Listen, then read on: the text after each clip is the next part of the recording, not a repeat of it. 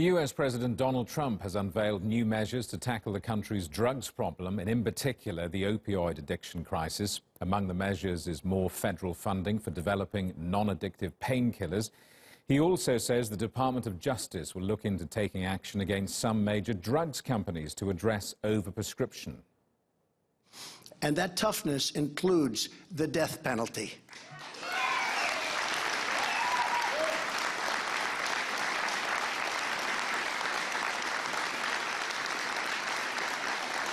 You know, it's an amazing thing.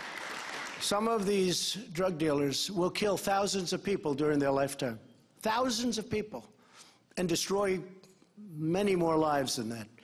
But they will kill thousands of people during their lifetime. And they'll get caught, and they'll get 30 days in jail. Or they'll go away for a year. Or they'll be fined. And yet if you kill one person, you get the death penalty or you go to jail for life. Donald Trump speaking a little earlier. Well, Bill Williams lost his son to a drugs overdose and is now a campaigner for improved addiction treatment. He joins us now from New York. Bill, what did you make of Trump's speech? Is he taking the right approach, heading in the right direction? I think the president's speech, with all due respect, is a bit misguided. You can keep count, but if you talked about that, if you counted the number of times that he said the word tough, that is not going to solve the problem. He also talks about the opioid problem, and really what we have in this country is an addiction problem. It's no secret that a lot of the counties, particularly in more rural areas where Trump won in the last election, are also counties that have high rates of depression, drug abuse, suicide, what they call the diseases of despair. Given that, Bill, why do you think there are these deeper reasons for such a high number of Americans being addicted to pain-killing drugs? I mean, the drugs are one thing, but over here is a whole other part of U.S. life that needs to be dealt with by politicians.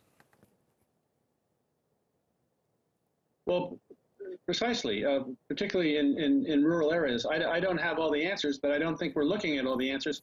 We're looking to solve a symptom of a much broader, much more deeper disease than just addiction. Addiction is really just a symptom of something much far worse in our society. It's a societal problem, and part of it is almost anywhere you go, money is part of the problem. I noticed that the president said nothing. He'd like to deal with drug dealers. He said nothing about punishing drug companies that don't obey the law that we have. We have a law, a Parity Act, that's been in effect in this country for about 8 years. And there's not one mention of punishing insurance companies that don't insure people properly so they can get treatment. What he did say was that he was going to look at prosecuting the drugs companies for overprescription. Surely that might be heading in the right direction? I would think so. I know there's also recommendations for perhaps taxing drug prescriptions and using some of that money, you know, a 1 or 2% tax on each prescription, using some of that money to help with the fight against addiction. Bill Williams in New York, thank you very much indeed for your time.